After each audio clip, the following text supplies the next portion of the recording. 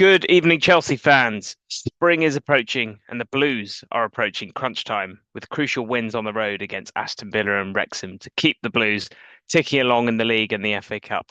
We're going to review the week just gone and turn our attention to matters European with an illustrious midweek away trip to the Parc de Paris to face Paris Saint-Germain in their last 16 in the Champions League, for which we're going to be joined by Parisian Sébastian Trounson to bring the opposition view.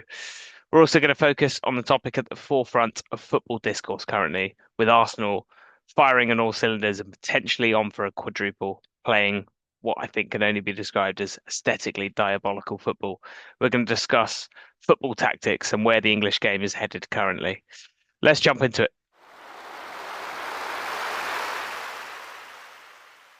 Wrexham 2, Chelsea 4 after extra time.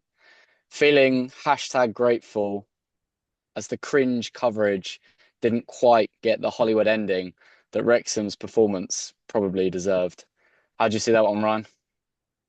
Well, a lot to unpack from this. And I think coming into this game, it had been a decent little patch of performances for Chelsea after those very, very disappointing draws against Leeds and Burnley, with pretty decisive and compelling away performances to Arsenal, despite the fact we lost 2-1 there, and Aston Villa, where obviously we will discuss that in detail, but prevailed 4-1. Crucially, in both instances, with our first 11, and it's been quite refreshing to see that from weekend to midweek, to see that level of quality retained. This match against Wrexham was a timely and pretty unfortunate reminder of how Blueco Chelsea, after the best part of 2 billion spent in transfer investment, a Chelsea squad now lacking not in numbers but ultimately in quality of depth. And I think this game was always going to be incredibly tough, with the overload of fixtures we've had recently.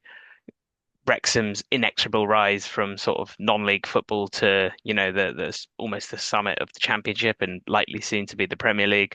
The whole Hollywood narrative, the cameras, the focus and attention on this fixture, and the fact this was going to be Wrexham, Disney Plus's Wrexham's biggest game since their Hollywood takeover. All of these factors meant that this was going to be really tricky. I understood why Rosenia took the approach to rotate quite so heavily. 9 changes following the match midweek against Aston Villa. We saw a number of changes within that, but ultimately this was on the players on the fringes of the Chelsea squad to step up and to show their worth and their ability to contribute to the first team. And I don't think we quite saw that, in particular with the defensive partnership of Tosin and Badiashile, who we saw playing bizarrely very high up the pitch, looking to take the game to Wrexham and press, but meant that we were so vulnerable when possession turned and the long ball over the top from which we got caught. I thought Santos was okay, and he's obviously been retained from that match against Aston Villa, but his partner in centre mid, Lavia, who's looked actually quite sharp in some of his recent cameos from following his long-term injury, didn't look up to speed at all, to be honest, and that's a slight concern there about his match fitness and his match readiness. The shape of the team with Ampong playing seemingly right wing back. We know that's not playing to his strengths, although he did get that goal with a bit of a unerring finish to salvage this match for Chelsea, really from the jaws of defeat at 2-1 down. And Liam Delap, who I'll give him credit for that moment. It was brilliant and almost Jackson-esque the way he took the ball in the centre of the park, spun the defender a couple of times and picked a great pass for Garnacho, which resulted in the equaliser for Chelsea. But ultimately, he just looks below par. So not many signs really that Chelsea are going to have the capacity in amidst this crazy, chaotic schedule as we reach the sort of latter stage of the season now, that our bench is going to be able to contribute and allow us to rotate and rest the likes of Palmer, João Pedro, Caicedo, Esteval, Enzo Fernandez and Reece James. So yeah, I mean it's a great win. 4-2 looks good. We're in the hat, but it could have been oh so different if it wasn't for VAR intervention. As you say, in the hat, I was absolutely seething at that concession of Wrexham's second and as we thought their equaliser in extra time. The very real prospect of crashing out against Championship opposition in what for me represents the last sort of remaining realistic chance of silverware, of salvaging a very up and down season. But the key takeaway, as you said, is yet again a reminder that the best part of 2 billion British pounds sterling have been spent on this squad. And for me, easy draw permitting, potentially say a tie against Port Vale or even a Southampton could well be the last start, at least, for the Chuckle brothers, Badiashile and Tosin at the back. And for me now, assist aside or pre-assist aside, League One Liam leading the line just simply has not been good enough. Once again, against Championship opposition, failing to fully impose himself and score. Yes, moments, but I would very much now be looking to cash in. There's talks of potentially an Everton transfer. It looks like the kind of deal where we will recoup the best part of 30 million spent, if a little less. Just not good enough for me. And ultimately, he led a front line with zero poise and guile. Neto, Garnacho, the combination there have been called roadrunners on the timeline. And I actually thought Garnacho has had a positive week, much improved to an extent, silencing critics. But the three of them in tandem just really lacked quality, timing, composure on the ball, and is not a combination that I want to see deployed again. You mentioned Garnacho and that it's been a pretty positive week for him after we'd pretty much written him off as another disastrous signing. I find him a really curious case because there are so many deficiencies in his game. He clearly isn't very good at dribbling. His shooting and his finishing isn't typically up to scratch. He's not strong. He goes down quite often, and he doesn't feel like a very dynamic winger for us that is going to bring the game to the opposition. But he does have this relentlessness to him and this ability to just keep going and to keep looking for those pockets of space. And I think his main strength is his ability to sort of interpret the space around him on the counter attack. He seems to always find that pocket on the edge of the back line, the opposition back line, and is always creating a reliable outlet for Chelsea when we're counter attacking. We saw the pass towards the end of the first half, pretty disappointing pass from Andre Santos following the equaliser. But I think there is potentially a player there, but he's a bit of a curious case, isn't he? I think almost akin to, say, maybe that Timo Werner type, even a not quite prime Raheem Sterling. Yeah, I have to say the discredit that he's received in recent years has been nothing short of disgraceful. But they're players that undoubtedly make things happen. So whether that's, as you say, relentless persistence off the ball, positional play, making runs, say not having their head down, chin down, don't demand the ball to feet, but a best place running in behind and getting on the end of things. So it definitely makes things happen. I'd say there probably is a place for that within the squad, but there's definitely that frustration there. Will he kind of cut it at that top level? Still very young. If he could get close to Raheem Sterling's prime output, you bite your hand off for that. And in Cole Palmer, re-emerging to some form, like to Enzo Fernandez, etc. Not quite De Bruyne-esque in terms of the creation and the output, but in this Chelsea side, free flowing against Villa at least, you do expect there to be chances in him getting on the end of things. It's just whether the fan base can keep patience and he can keep his head down and continue progressing. I've actually seen some interesting takes, sort of discussion regarding his character in the past, whether he's a bit of a prima donna, etc.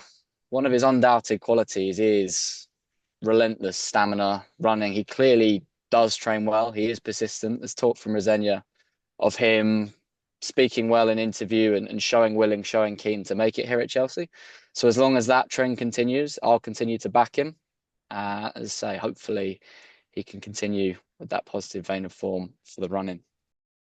Wrexham got their first taste of VAR, what Premier League fans have been so accustomed to, both in terms of obviously the red card, which I think was the correct decision. There was excessive force after the ball was gone there. It was a high challenge. You know, if Garnacho had planted his leg, that could have been a career ender potentially. So I think that was the right call. But we got so lucky on that header from Kiefer Moore. I think it was going in, and the man obviously nodded it in from an offside position. What did you make of the red card, George? What was your immediate take in real time? Yeah, I actually want to credit the commentators here for a change. I think the key defining factor, yellow versus red, deserved red, was the speed of the tackle. So for once, you saw in that VAR call a real-time view of how quick the challenge was. Yes, it was high and lunging. The kind of final still, the final image did look as if he grounded his foot, etc. But just that sheer pace on the break could have ended very nicely for Garnacho. And I do think on balance, it was the right call. As was the offside VAR, as you said. We've definitely been on the positive end of those calls this past week, for sure. Do you think there's quite a lot of hypocrisy in the discussion and the discourse post-match following obviously the chalking off of that goal for Wrexham that was offside and the intervention of VAR to give a red card for Wrexham? I think had it been the other way around, there wouldn't be this talk of, the magic of the cup and, technology getting in the way of a good story. Ultimately, I think it's just the outcome that people weren't particularly fond of on this occasion. Completely agree there. I think there's been multiple occasions over the years where we've shooting on the other foot. We've been backing minnows in these big clashes. But I think both decisions, I say, particularly that offside, it was pretty definite, pretty clear. There's been a couple of more dubious offside calls in the media of late. This one definitely wasn't that. There was clear daylight and can be no complaints there. And I do think, on reflection, most of the referees on panels and most would agree that that was a red card challenge.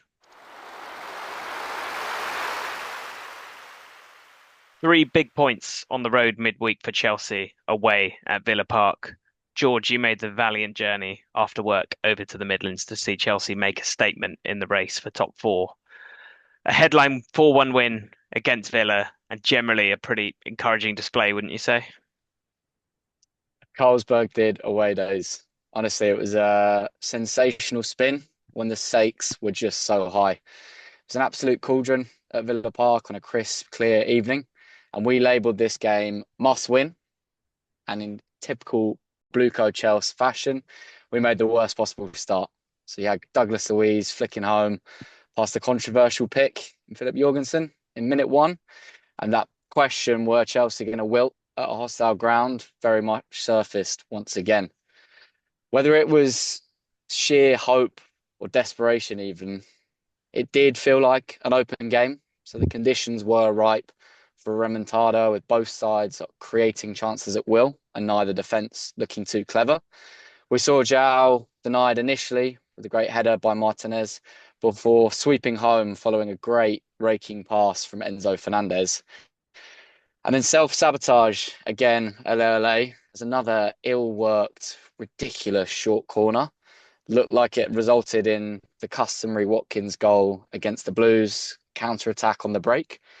But thankfully, as we mentioned earlier, the VAR gods were very much acting in our favour this week. And instead of trailing, João caps a crazy half with yet another immaculate trademark chip finish. And from there, to be perfectly honest, there was only one side in the ascendancy. It felt like Villa were caving while Chelsea continued to attack in waves. And we even saw Cole Palmer joining the party with a clinical finish to end a slick move. And he followed that up with a pinpoint ball for the much improved Garnacho to square to the man of the moment, João Pedro, to seal a really special hat-trick amidst the most purple of patches. And ultimately, a critical win for the Blues just when the chips appeared to be down. George, what did you make of obviously the controversial decision to drop Robert Sanchez following his exploits away at the Emirates and his struggles from those lethal Arsenal corners? And obviously with Philip Jorgensen coming into the lineup and returning to the scene of the crime from last year. How did you see that decision and how did you see it play out? I have to confess, the bro and I were a little bit tanked up in the boozer when the lineup dropped. And I, for one, was fuming at that selection. I'm a self-proclaimed Sanchez apologist. But not only that, I feel like Jorgensen on more than enough occasions now has proven that he is far from at the standards. Yes, he may look stylish and trendy on the ball on occasions, but he's often, I'll reiterate, resembled a crisp packet in net for the Blues. This fixture last year, I mean, even Villa fans on the train were sort of recalling that moment where if you were there, where he just inexplicably spilled the ball through his legs right at the last. And I actually thought that Villa opener, again, maybe a little bit harsh, but the way Douglas Luiz flicked home realistically to the centre of the goal, could he have done more? He did make one decent near post slash slightly unconventional save for a Watkins strike. But even that Watkins second, or should we say the one disallowed, Patella luckily offside, doesn't feel like there's much of a presence there in net. And that did feel all too easy. Watkins on his weak foot, sort of slashing home across the keeper, just doesn't have that presence in net for me. And I do very much want to see Sanchez get the gloves in net for PSG. But as you touched upon, that selection against Wrexham potentially suggests otherwise. Feels like a trade-off, doesn't it? I do think Jorgensen is a little bit more steady when it comes to on the ball work. He's probably a more suitable option when it comes to beating that relentless PSG press, which we can expect. But ultimately, any crosses in the box, we know he's going to flap at. He's going to flail. I don't think PSG are a particularly physical team, so maybe we'll get away with that on this occasion.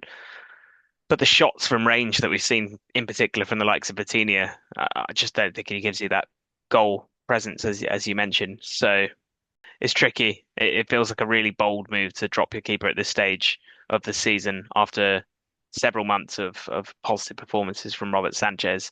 And we've seen the impact it's had on his confidence already. He looks shot. So I think even if we were to start Sanchez, it wouldn't be the best version of himself on what we saw in that Club World Cup. 3-0 victory over PSG back in July. I think that's the fear, as you say, that the mental side deteriorating. Those slip ups, obviously, against Arsenal, the clear directive from Zenya to play out. But as you've just reminded us, that phenomenal Barco's outstanding performance, potentially second place man of the match that day. I would love to see him get the nod, but we will have to see. João Pedro, obviously the headline again. Talk that he was the falsest of nines at one point. I would argue we're now looking at one of the most complete number nines. So I think that's 14 non-penalty goals, approaching 20 goals and assists in the Prem.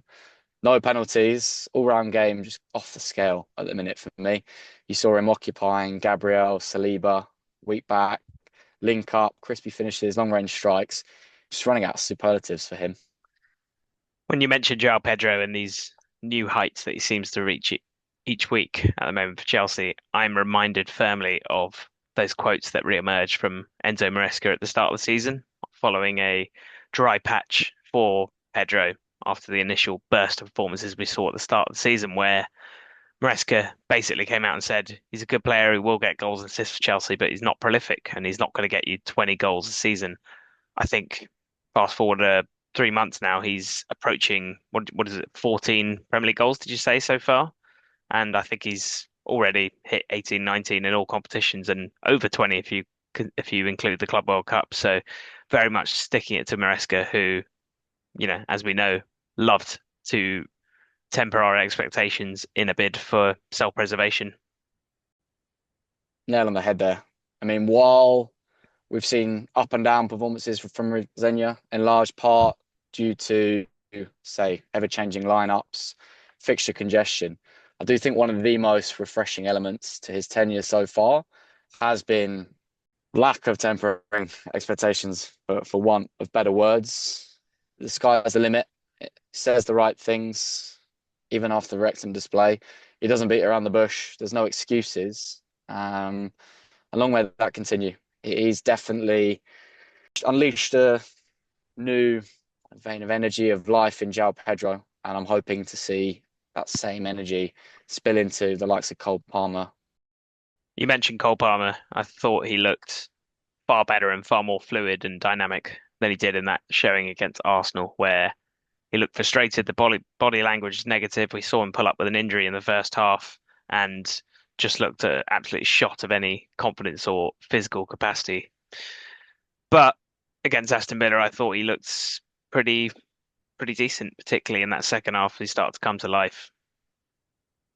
Out on the right wing, as we called for, him and Enzo not getting each other's way. Thought Malo Gusto paired nicely with him, with Reece James in midfield. So he's supported there from the defensive side and able to sort of really contribute. A couple of really crisp passes, the build up to his goal, eventually from the deflection. A lovely weighted pass into Reece James. And then a really nice clip ball into Garnacho for the final goal. Timely, as you say, with PSG upcoming. Can he replicate that world class performance again come Wednesday and then back it up next Tuesday at the Bridge?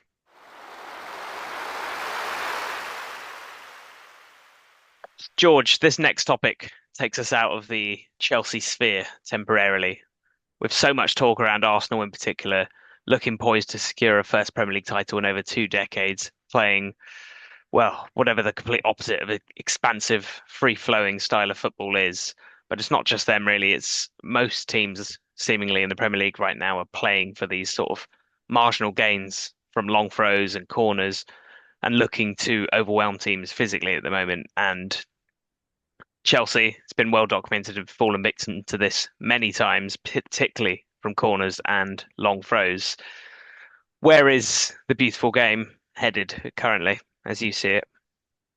Been a lot of discussion past week or so from sort of managers, ex-players alike. I think the Ruud Gullit outburst really stuck out for me. So post that Arsenal Chelsea clash, he announced that he's decided to stop watching football, that it become absolutely horrible, adjectives such as garbage, citing basically the prevalence of the set piece, not only the obsession in trying to win set pieces, but the chaos that ensues and the danger.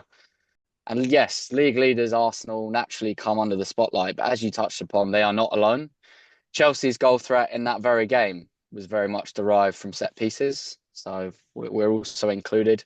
Brentford's antics are well known. Coyotes' rockets into the box post the towel ritual have become a feature of this season, and even more ridiculous. I don't know if you saw the other day, Everton's new kickoff routine, very much akin to kind of a rugby drop kick. And we've even started to see this now permeating across Europe. So Simeone's been no stranger, but I mean, his 5-5-0 formation has been called out the other day against Barcelona. Zero intent to attack, holding a lead. But that question arises, as you say, is this sour grapes from the likes of Slot, Hertzler particularly? Is there an anti-Arsenal agenda here? And I'm torn. I think you do have to credit Arteta finding that competitive edge. But as you mentioned, it does feel like a race to the bottom. Only one team can win, so ultimately there will be a lot of disappointment elsewhere. But for me, the critical element that needs stamping out is the time wasted.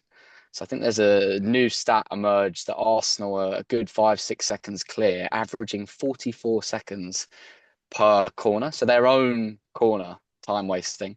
And against Brighton, they set a record of 30 minutes and 51 seconds accumulated delaying restarts.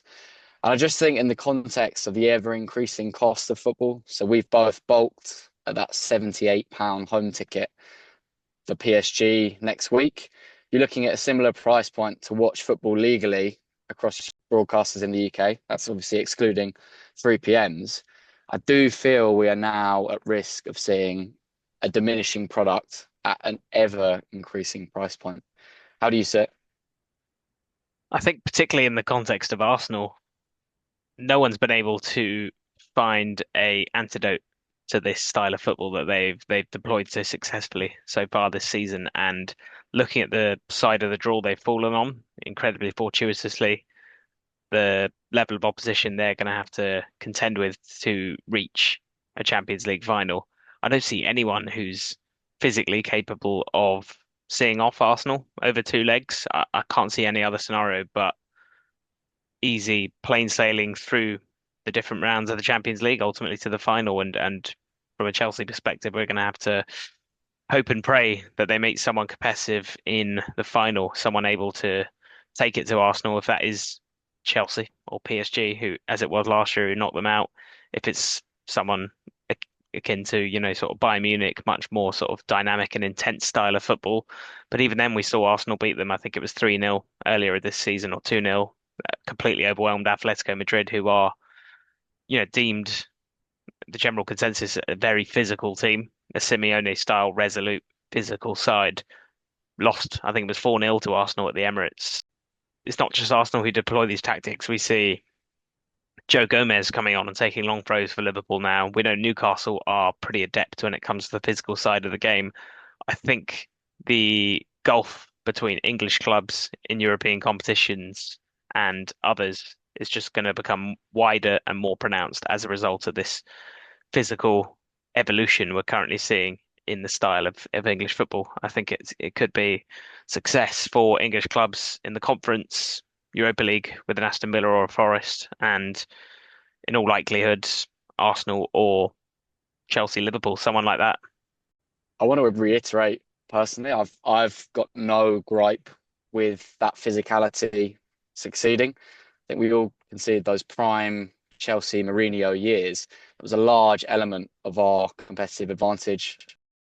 For me, it is dark arts going over the limit. So, say time wasting, point number one, and say some of the chaos that ensues in the box that I actually think does require external kind of input to close some of those loopholes.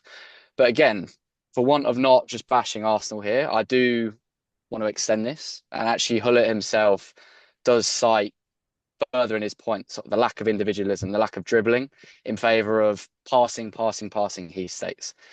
So I actually think you can bring in Pep and City into this kind of debate. Undoubtedly, I do think there is an element of nostalgia here.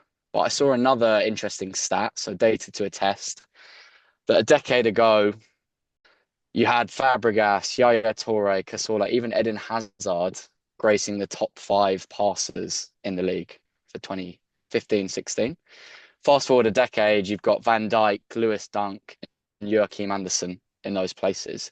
So I do think there's also this element, probably derived from Guardiola, so the flip side, of data-driven risk aversion, and where I'd say they're sort of meet in the middle is that element of game management. So you've got the Harambe we've decried that we're seeing increasingly from Arsenal, we've seen from sort of Simeone before, with death by possession from Pep.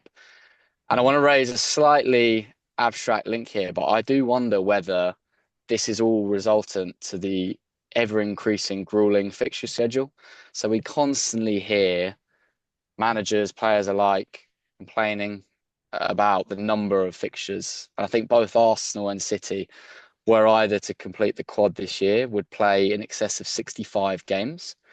So I do wonder, say, not only is it on the refs to clamp down on loopholes in terms of time wasting, whether that's to take the rugby approach of stopping the clock, whether it's more bookings, more yellow cards, etc., whether there needs to be input from the schedulers as well. Do we need to lose the Carabao? The new Champions League format, etc., doesn't help. But we really need to end that gripe, that pain point of over congested schedules, which I think leads to this game management, whether that be running down the clock with the ball off the pitch or endless recycling and dull play within. Not only as match going fans, just fans of the game is at risk of becoming sort of an attritional game akin to that of rugby or American football, stop start even. It's quite funny. Excuse me. It's quite funny actually over the weekend watching some of the lower league sides in the FA Cup and realizing how familiar their style of football is, really. I was watching Port Vale against Sunderland yesterday, and the tactics they were deploying just looked eerily similar to Arsenal in particular. It was literally hoofing the ball up, looking for second and third balls, getting out for corners and throw-ons and lumping it into the box. I think is can be absolutely no doubt that this is a reverse evolution of football, even if it is currently proving successful. I do question whether just the state of the press, so say looking back, potentially even Jurgen Klopp, one of those, possibly one of the best sides to watch we've seen in recent memory, but whether that press now has become so good that genuinely holding possession in the wrong areas is increasingly dangerous. So we often complain that Maresca was behind in his philosophy. So it was Pep of old. Even Pep's had to adjust. We saw Pep switching tack towards big physical players. I think they had an 11 during the treble where they almost fielded four centre backs across the back line, four centre backs, Rodri, etc. So we've seen that physical evolution from him as well. And even Enrique, I think that Champions League last year, I would actually wager they're one of the most exciting, fluid teams I've watched play. Refreshing, not only beating Arsenal, winning it all, but I mean, 5-0, attacking football was the winner.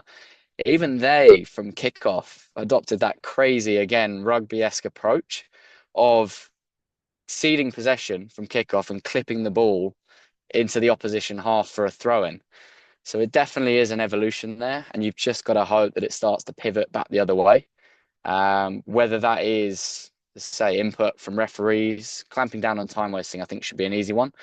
And I do think that's going to have to be bookings rather than letting games go on for hours. So, I mean, if you did stop the clock at current time for a Brentford, Arsenal, Everton game, you'd be there all night. So I just don't think that's a possibility. In terms of countering the set pieces, I actually thought Emery in the week, I thought our threat was totally nullified and they actually scored from a break. I think he went one step further from our sort of initial tactic against Arsenal and put sort of 5 or 6 up. So to really turn the screw and have that attacking counter threat. But I do think there is work to be done, input from officials, schedulers, and managers/players alike.